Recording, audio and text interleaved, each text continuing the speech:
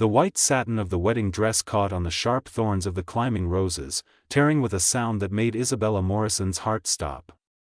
Her knuckles turned white as she gripped the top of the stone wall, her palms scraped and bleeding.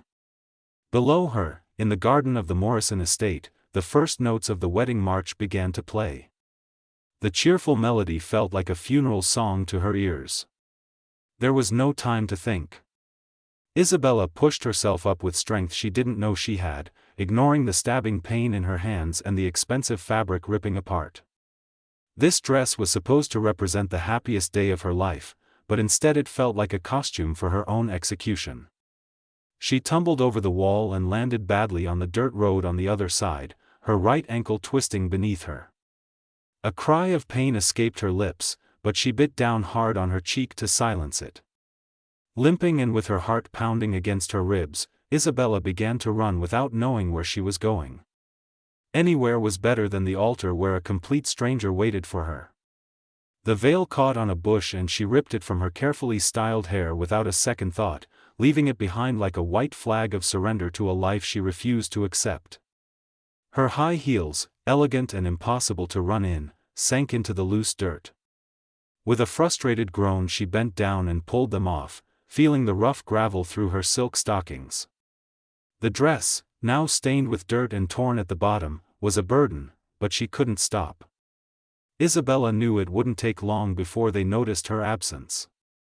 Her father, Charlotte Morrison, a man as proud as he was stubborn, would unleash hell when he discovered his only daughter had dared to defy him in such a public and humiliating way. The thought of facing his anger gave her new strength. She ran harder, tears blurring her vision and air burning her lungs. She was running from a contract, from a business merger disguised as a marriage. She was running from a name, Benjamin Hayes. A man she had never seen, but whose reputation preceded him. A ruthless tycoon, a business shark, a man who her father said was the only salvation for the Morrison empire crumbling under the weight of debt. To Isabella, he was simply the monster who wanted to buy her life. Just as her strength began to fail, the sound of an engine approached down the road. She stopped dead, panic freezing her in place. They had already found her.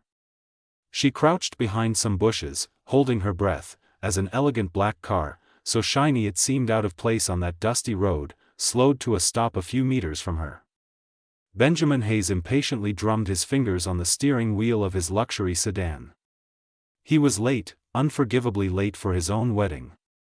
His assistant, Grace Wellington, had insisted he leave hours early, but a last-minute call from Singapore about acquiring a new tech company had kept him longer than expected. A contract is a contract, Benjamin repeated to himself like a mantra to calm the strange anxiety he felt. This marriage was no different from any other business deal. It was a strategic merger. He would gain majority control of Morrison Distributors, key to his expansion in North America, and Charlotte Morrison would save his legacy from the brink of bankruptcy. The bride was simply another clause, a pretty face for the photos and hopefully a docile wife who wouldn't interfere in his life. He had seen a photo of her, of course. Isabella Morrison. Large expressive eyes, dark hair, and a smile that seemed genuine. Pretty, yes, but he wasn't in the market for love, only results. Just as he was about to step on the accelerator, a white blur emerged from the bushes at the edge of the road. He braked sharply, frowning in irritation. What the hell? Then he saw her clearly. A woman in a shredded wedding dress, barefoot, with disheveled hair and an expression of pure desperation on her face. For an instant, the image seemed so surreal that he thought he was hallucinating from stress. But she was real, and she was staring at him with wide eyes, like a deer caught in headlights. His brain, trained to analyze situations and find opportunities, processed the scene in a nanosecond. A runaway bride. The irony was so thick he could almost taste it. He was on his way to marry a woman he didn't know, and he had just encountered another who was fleeing from exactly that. A strange amusement tugged at the corner of his lips. He lowered the electric window with a soft hum. "Trouble in paradise?" he asked, his deep, calm voice carrying a touch of sarcasm he couldn't suppress. Isabella startled at hearing him. The man in the car was young, devastatingly attractive, with perfectly styled black hair, a sharp jawline, and dark eyes that scrutinized her with disconcerting intensity. He wore a tailored suit that screamed money and power. He didn't look like one of her father's employees. He looked dangerous, but it was a different danger from what she was leaving behind. Maybe, just maybe, he was her only chance. "Are you going to the city?" she asked, her voice trembling but firm. He raised an eyebrow, evaluating her. She was dirty, scared, and yet there was a defiant fire in her gaze. She was beautiful in a wild and unexpected way, much more interesting than the polished image from the photograph he had seen. "Could be. Depends on who I'm taking," he replied, resting his elbow on the window. Isabella took a step toward the car, limping noticeably. "Please, get me out of here. I'll pay you." "Don't worry about money," he interrupted her, an impulsive decision forming in his mind. This distraction was infinitely more interesting than the boring ceremony waiting for him. "Get in." Without waiting for a second invitation, Isabella walked around the car and opened the passenger door. She dropped into the leather seat that smelled of new car and an expensive, subtle masculine cologne. She closed the door and exhaled a trembling sigh, as if by doing so she could expel all the fear from her body. The man watched her silently for a moment, his gaze taking in the disaster of her dress, her bloodied hands, her dirty feet. There was no trace of judgment in his expression, only deep curiosity. "Running from the groom?" he finally asked, putting the car in gear and slowly pulling away from the scene of her escape. The question hit her and the tears she had been holding back finally spilled over. "No," the word came out choked. "I'm running from a contract, from a soulless monster I don't even know." Benjamin kept his eyes fixed on the road, but an almost imperceptible smile formed on his lips. "Soulless monster. Fascinating. Sounds complicated," he said with studied neutrality. "You have no idea," she replied, wiping her tears with the back of her hand, leaving a trail of dirt on her cheek. Suddenly, anger replaced sadness. "You know what the worst part is? Everyone acts like I should be grateful. You'll marry Benjamin Hayes, my father told me. You'll secure the family's future, as if I were a piece of livestock being sold to the highest bidder." The name hit him like a whip. Benjamin Hayes maintained control of his features through sheer force of will, gripping the steering wheel a little tighter. So this runaway bride, this wild and defiant beauty, was Isabella Morrison. His fiancée. The woman who should be waiting for him at the altar at this very moment. The universe had a twisted and brilliant sense of humor. A dry, silent laugh vibrated in his chest.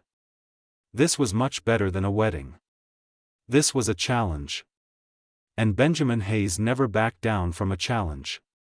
"Benjamin Hayes," he repeated, feigning vague familiarity. "The name sounds familiar." "Hayes Industries, the same one," Isabella spat with disdain. "A man who buys and sells companies like they're trading cards, and now he's decided to buy himself a wife. A cold, calculating man who cares about nothing but power and money. My father says he's brilliant. I say he's an ogre, a tyrant in an expensive suit who probably thinks my opinion is worth less than one of his stock shares." Benjamin turned his head slightly to look at her, a spark of genuine amusement dancing in his dark eyes. She didn't notice, too lost in her righteous indignation. "You've made a very detailed description for someone you don't know," he pointed out, enjoying every second of this surreal conversation. "I don't need to know him. I know his type. They live in their ivory towers pulling the strings, not caring about the people they crush along the way. They think they're kings of the world. He's probably an old, bald, fat man with ego problems." The image was so absurd that Benjamin had to bite his lower lip to keep from laughing out loud. Old, bald, and fat. He'd grant her the ego part, but the rest was objectively incorrect. "Maybe he's not so bad," he suggested, playing devil's advocate. So what? Does it matter if he's a saint himself? They were forcing me to marry him, to give up my life, my dreams, all for a business deal. She paused, her voice dropping. I have a bakery. It's small, I inherited it from my grandmother. It's my passion, my world. And I was supposed to leave it all to become Mrs. Hayes, a perfect hostess and a pretty face at charity events. Hearing her talk about her bakery, something in Benjamin changed. It stopped being just a fun game. There was passion in her voice, an authenticity that attracted him in a way no woman in his social circle ever had. They all wanted something from him, his money, his status, his power. This woman just wanted to escape from him. And you couldn't refuse? He asked, his curiosity now genuine. Isabella let out a bitter laugh. If I refused, my father would lose the company, the family home, everything. He put me between a rock and a hard place. He said it was my duty, my sacrifice for the family. But it's not a sacrifice, it's annihilation. Benjamin remained silent for a while, processing the information. The version Charlotte Morrison had told him was very different, a beneficial union for both families with his daughter's enthusiastic consent. Lies. It was all lies. He felt a pang of something he couldn't identify. Respect for her courage, or perhaps a hint of guilt for being the monster in her story. The car glided through the city streets, now more crowded with evening traffic. Isabella stared out the window with a pale face, the enormity of what she had done beginning to settle over her like a heavy blanket. She had no phone, no wallet, nothing but a ruined wedding dress and a pair of shoes in her hand. She was completely dependent on the kindness of this stranger. A stranger who, despite his aura of power and his expensive car, had been incredibly kind. He had offered her water from a bottle in the center console, had turned up the heat when he noticed she was shivering, and most importantly, he had listened to her without judgment. There was something about him that made her feel safe, even though every instinct should have told her to be cautious. "What's your name?" she asked suddenly, realizing she didn't even know the name of her savior. Benjamin looked at her sideways. It was the inevitable question, and he had his answer prepared. Lying wasn't his style, but the situation required it. However, he didn't want to invent a fake name. He preferred to omit the truth. "Call me Ben," he said, watching her reaction carefully. Isabella nodded, a small smile forming on her lips despite everything. "Thank you, Ben. I don't know what I would have done if you hadn't stopped." "Where were you planning to go?" he asked, genuinely curious about her non-existent escape plan. "I have a friend, Sophia Chen. She lives downtown. She'd help me without question, but my father will look for me there first." Isabella bit her lip, thinking. "I need somewhere safe, somewhere no one would think to look for me. And I need to fix my ankle. It's killing me." Benjamin nodded, his decision already made. "I know a place. My penthouse. It's private, secure, and no one will bother you there. You can clean up, change clothes, and I'll look at that ankle." Isabella hesitated, looking at him with uncertainty in her eyes. Going to a stranger's apartment was dangerous, potentially stupid. But what choice did she have?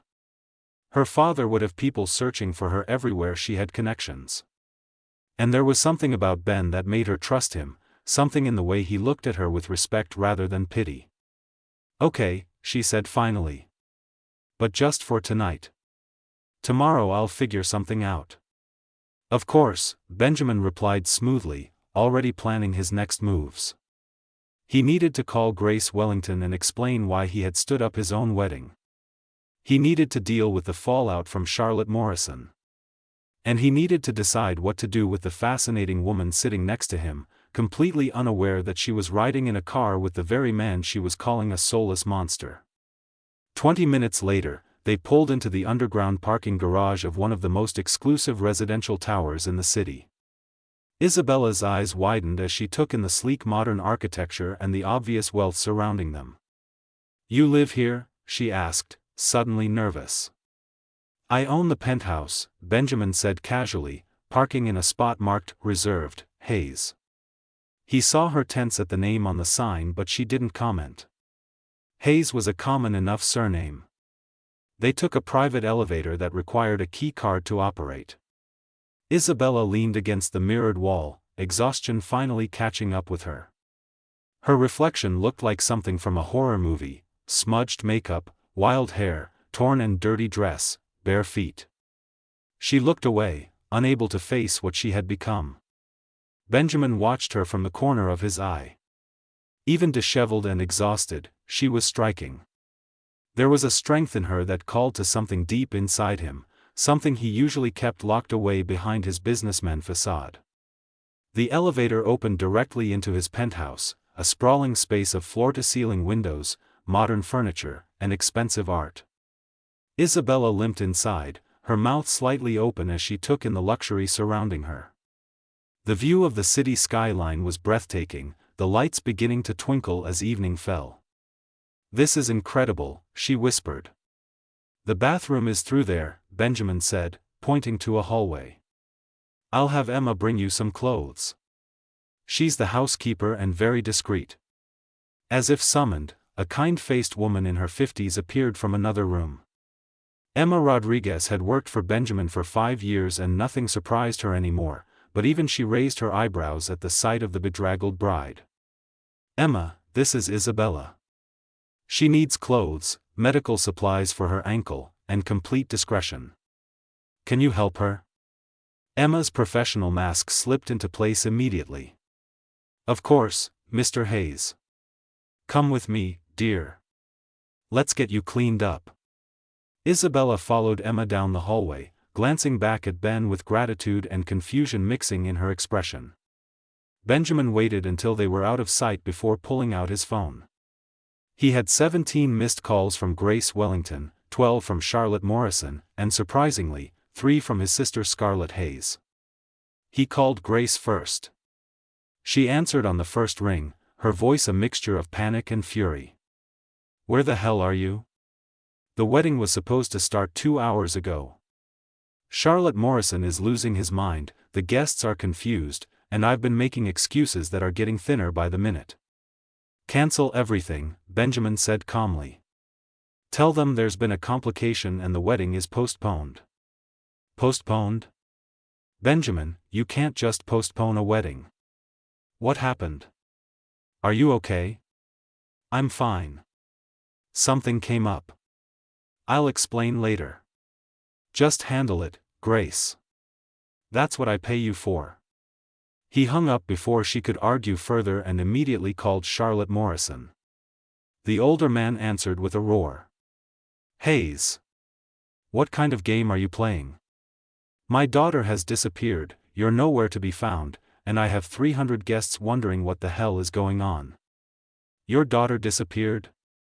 Benjamin said, feigning surprise. "When?" "Right before the ceremony. She vanished from her dressing room.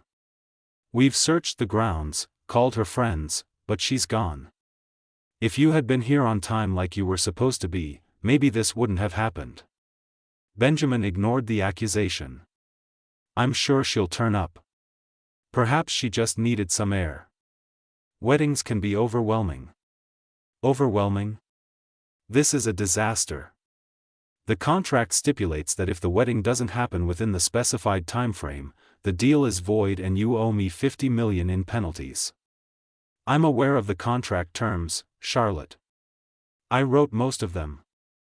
We have 72 hours from the scheduled ceremony time to complete the marriage. That gives us 3 days to find your daughter and convince her that this union is in everyone's best interest." "Convince her? I'll drag her to the altar by her hair if I have to." "That won't be necessary," Benjamin said coldly. "I'll find her.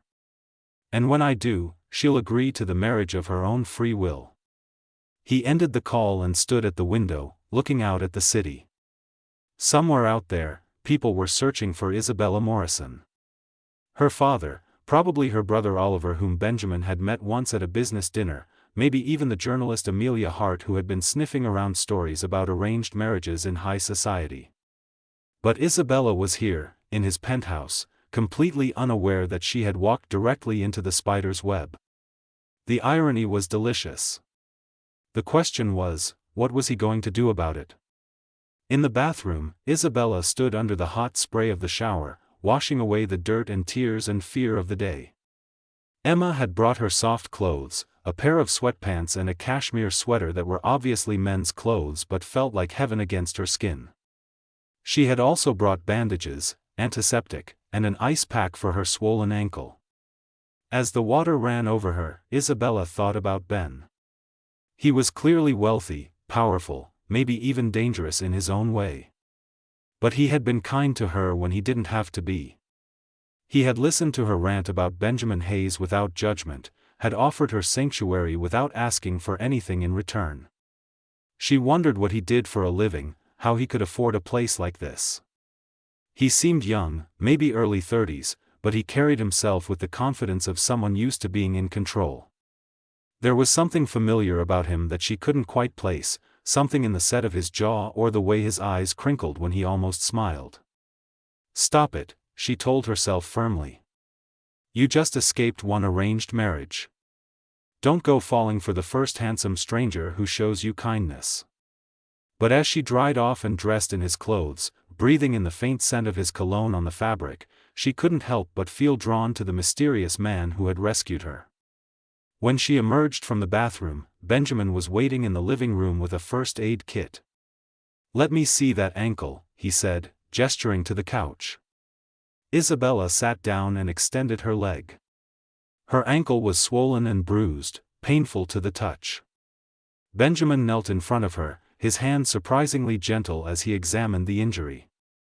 His touch sent electricity through her skin, making her catch her breath.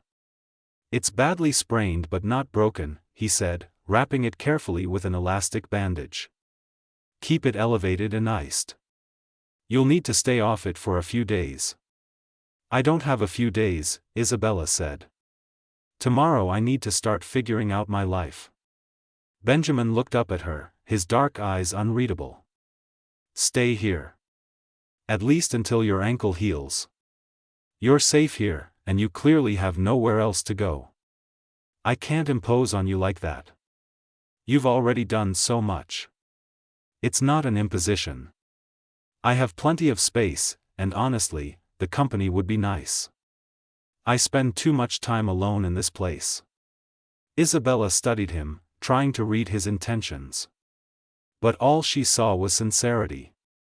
"Why are you being so nice to me? You don't even know me." Benjamin sat back on his heels, considering his answer. He could tell her the truth right now, reveal who he really was and watch her reaction. But he wasn't ready for this strange, compelling dynamic between them to end. "Not yet. Maybe I see something in you that reminds me of myself," he said finally. "Someone fighting against a world that wants to put them in a box. Someone who values freedom more than security.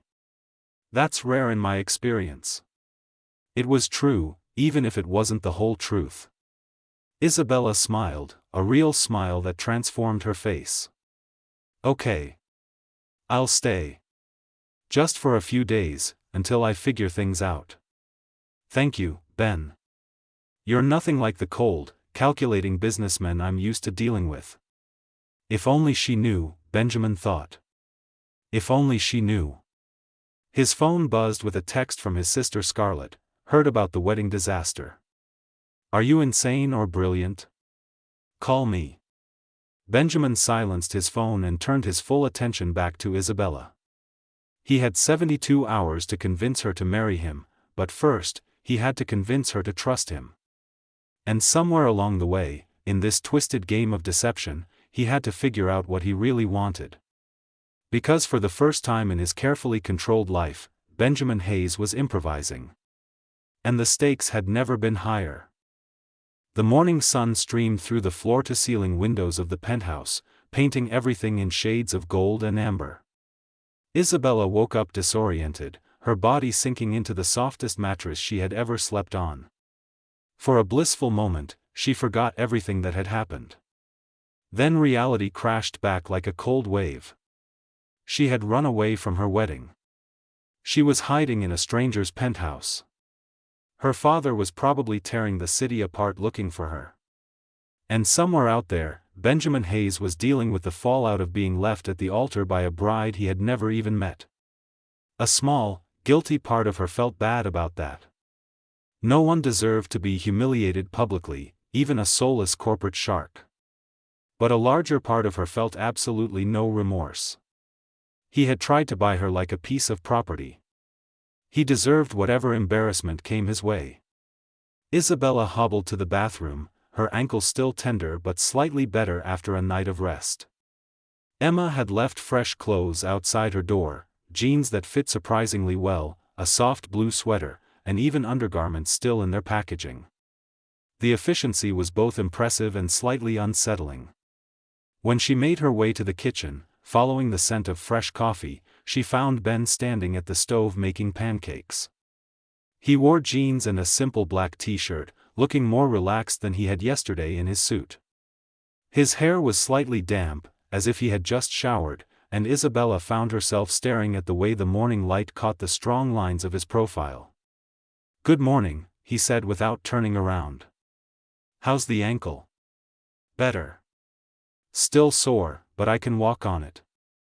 Isabella slid onto a bar stool at the kitchen island, accepting the cup of coffee he poured for her. "You didn't have to do all this. I like cooking. It's meditative." He plated the pancakes and set them in front of her along with maple syrup and fresh berries. "Besides, you need your strength. We have a lot to figure out today." Isabella took a bite and her eyes widened. "These are amazing. Where did you learn to cook like this?" Benjamin smiled, a real smile that reached his eyes. "My grandmother. She believed everyone should know how to feed themselves properly, no matter how much money they had." As they ate, Isabella found herself relaxing in a way she hadn't in months. Ben was easy to talk to, asking her about her bakery, her grandmother Ava Thompson who had taught her to bake, her dreams of maybe opening a second location someday. He listened with genuine interest, asking intelligent questions that showed he understood business as well as passion. "What about you?" Isabella asked. "What do you do?" "I mean, obviously something lucrative." She gestured around the luxurious penthouse. Benjamin hesitated for just a fraction of a second. "Investments. I help companies grow, facilitate mergers and acquisitions. It's not as exciting as creating pastries that make people happy, but it has its moments." "Do you enjoy it?" The question surprised him. No one ever asked him that. They asked about his success, his net worth, his next big deal. But never if he actually enjoyed what he did. "I used to," he said honestly. "Lately, it feels like I'm just going through the motions. Building an empire for the sake of building an empire." Isabella nodded thoughtfully. "That's how I felt about this marriage. Everyone kept telling me what I should do, what was best for the family, what made sense financially. But no one asked what I wanted. No one cared if I was happy." "What do you want, Isabella?" She looked at him, really looked at him, and something passed between them. A connection, an understanding, a spark of something that felt dangerous and thrilling. "I want to live on my own terms. I want to build something that matters, not because it's profitable but because it brings joy. I want to fall in love with someone who sees me as a person, not an asset." "Is that too much to ask?" "No," Benjamin said quietly. "It's not too much at all." His phone rang, shattering the moment. He glanced at the screen and his jaw tightened. Charlotte Morrison. Again. He declined the call. "Excuse me for a moment," he said, stepping out onto the balcony. Isabella watched him through the window as he made several calls, his body language tense and commanding.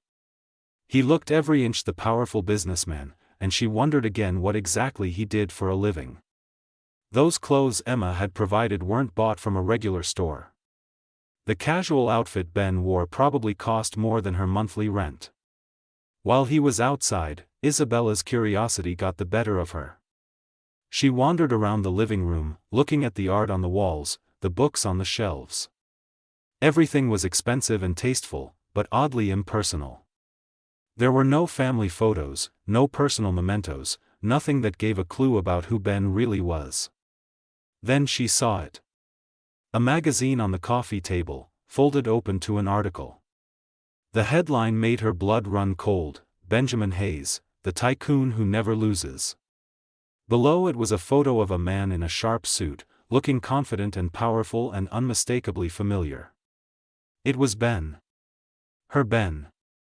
The man who had rescued her, who had listened to her rant about what a monster Benjamin Hayes was, who had offered her sanctuary and made her pancakes. He was Benjamin Hayes. The magazine slipped from her trembling hands. She felt like she couldn't breathe, like the walls were closing in. Everything clicked into place with horrible clarity. The expensive penthouse. The name on the parking spot. Emma's perfect efficiency. The way he had asked such specific questions about her feelings toward the marriage. He had known. This entire time, he had known exactly who she was, and he had played her like a violin. Isabella? Benjamin stood in the doorway, having come back inside. He saw the magazine on the floor, saw the expression on her face, and knew immediately that the game was over. Let me explain. Explain? Her voice was barely a whisper, shock giving way to fury.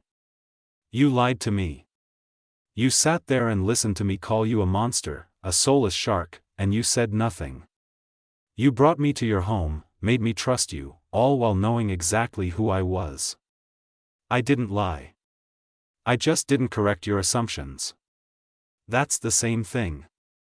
Isabella backed away from him, looking for her shoes, for anything she could use to escape again. This was all a game to you, wasn't it? Some kind of sick power play. Did you enjoy watching me pour my heart out? Did you laugh at how naive I was? No. Benjamin moved toward her, his hands raised in a placating gesture. Isabella, please, just listen. Yes, I knew who you were from the moment I saw you on that road. But I swear to you, what happened between us last night, this morning, that was real. I wasn't playing a game. Then what were you doing? He ran a hand through his hair, frustration evident in every line of his body. I don't know. I was supposed to take you back, convince you to go through with the marriage. But then I talked to you, really talked to you, and I realized that everything your father told me was a lie. You weren't some spoiled heiress looking for a rich husband. You were a woman fighting for her freedom, her dreams, her right to choose her own life. And I couldn't do it. I couldn't force you into something you clearly didn't want. So this was what? Sympathy? Guilt? No. It was curiosity at first, I'll admit that. But it became something else. Something I wasn't expecting and don't know how to handle. He took a step closer, his dark eyes intense and sincere. Isabella, I have made a career out of reading people, understanding their motivations, predicting their moves. But you? You surprised me. You made me question things I've taken for granted my entire life. You made me want to be someone different, someone better. Isabella wanted to stay angry, wanted to hold on to her righteous fury. But the raw honesty in his voice made her hesitate. Why should I believe anything you say? You've been lying since the moment we met. Because I'm telling you the truth now, even though it would be easier to keep lying. Because I'm about to tell you something that could ruin everything. Benjamin took a deep breath. The contract your father signed has a 72-hour clause. If we don't get married within 3 days of the scheduled ceremony, the deal is void and your father owes me $50 million in penalties. The number hit her like a physical blow. $50 million. Her father didn't have that kind of money. It would destroy him, destroy everything the Morrison family had left. You bastard, she whispered. You manipulated me into staying here so you could control the situation. So you could force me to marry you to save my father from bankruptcy. No. I brought you here to give you a choice. A real choice, not the ultimatum your father gave you. Benjamin moved closer, and this time she didn't back away. Isabella, I know what I'm about to say sounds insane, but hear me out. Marry me, not because of the contract or the business deal, but because of what we found together in these last 24 hours. What we found? You mean your elaborate deception? I mean the connection between us. Tell me you didn't feel it. Tell me that when we talked this morning, you weren't thinking the same thing I was, that maybe, just maybe, two people forced together by circumstances could find something real. Isabella shook her head, tears streaming down her face. You don't get to do this. You don't get to lie to me and then ask me to trust you. You don't get to be the monster and the hero in the same story. I'm not a hero, Isabella. I never claimed to be. I'm a man who has spent his entire life building walls, making deals, protecting himself from anything real or messy or complicated. But you crashed through all of that in one day. You made me want things I've never wanted before. A real partnership. A real connection. Maybe even love, if you're brave enough to give this a chance. Love? You're talking about love when you've been lying to me? Yes, I'm talking about love. Because that's what this is, isn't it? This terrifying, exhilarating feeling that makes me want to throw away every logical business decision I've ever made. You asked me yesterday what I wanted. I want you, Isabella. Not as an acquisition or a contract clause, but as a partner, an equal, someone who challenges me and makes me better. Isabella stared at him, her mind racing. Everything he was saying was crazy, impossible, too fast.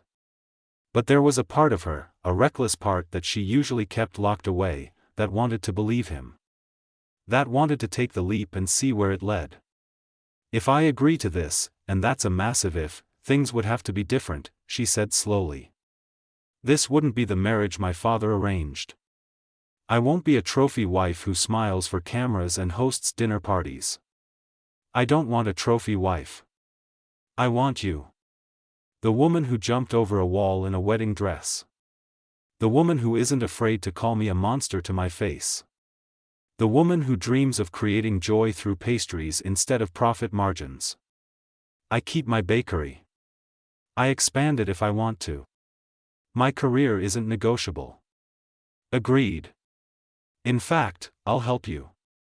I know commercial real estate, supply chain management, business strategy. Let me be your partner in that too. And what about my father? The contract? Benjamin's expression hardened. Your father and I will have a very different conversation about how he treats his daughter. The business deal can be restructured without you being used as collateral. He'll get his financial backing, but on my terms, which include him respecting your autonomy. Isabella walked to the window, looking out at the city where somewhere her father was searching for her, where reporters were probably already spinning stories about the runaway bride and the jilted tycoon. She thought about her grandmother Ava, who had once told her that the bravest thing a woman could do was choose her own path, even if it scared her. She turned back to Benjamin, this complicated man who had lied to her and saved her, who had shown her cruelty and kindness in equal measure. I have conditions. Real conditions, not just promises. Name them. We date first. Really date, like normal people. No wedding for at least 6 months. If at the end of that time we both want to get married, we do it our way. Small, intimate, real. Not some business spectacle. Done. I want a prenuptial agreement that protects both of us but also ensures I'm never financially dependent on you. I keep my own accounts, my own income, my own identity. I'll have my lawyers draw it up. You can have your own lawyer review it. And if this doesn't work out, if we realize we made a mistake, we walk away cleanly. No penalties, no revenge, no using business to hurt each other. Benjamin crossed the room and stood in front of her, close enough that she could feel the warmth radiating from his body. And if it does work out? If we discover that this crazy, impossible situation actually leads to something real? Isabella looked up at him, her heart pounding. This was insane. She barely knew him. He had lied to her. But there was something in his eyes, a vulnerability she hadn't seen before, that made her want to take the risk. Then maybe, just maybe, we'll have a hell of a story to tell our grandchildren. Benjamin laughed, a genuine sound of joy and relief. Is that a yes? It's a maybe that's leaning toward yes. But Ben, if you ever lie to me again, if you ever manipulate me or treat me as anything less than an equal partner, I'm gone. No second chances. Fair enough. He held out his hand. Partners? Isabella looked at his hand, then at his face, and made a decision that terrified and thrilled her in equal measure. But instead of shaking his hand, she rose on her toes and kissed him. It was soft and tentative at first, a question more than an answer. But then his arms came around her, pulling her close, and the kiss deepened into something that felt like a promise. When they finally pulled apart, both breathing hard, Benjamin rested his forehead against hers. We're really doing this? We're really doing this. But first, you're coming with me to face my father. And you're going to tell him exactly what you think of men who treat their daughters like bargaining chips. Benjamin grinned. I thought you'd never ask. Outside the penthouse windows, the city continued its relentless pace. Somewhere, Charlotte Morrison was still making calls, still trying to salvage his deal. Reporters were still chasing the story of the runaway bride. The business world was still spinning its complicated webs of power and money. But inside the penthouse, two people who had been strangers 24 hours ago were writing a new story. One where the tycoon and the runaway bride chose each other, not because of contracts or obligations, but because sometimes the best things in life happen when you take a leap of faith. Isabella looked at the magazine still lying on the floor, at the confident, cold face of Benjamin Hayes staring up from the page. Then she looked at the real man standing beside her, the one who made pancakes and admitted his vulnerabilities and was willing to fight for something real. Maybe monsters could become heroes after all. And maybe, just maybe, arranged marriages could turn into love stories. If you were brave enough to rewrite the ending.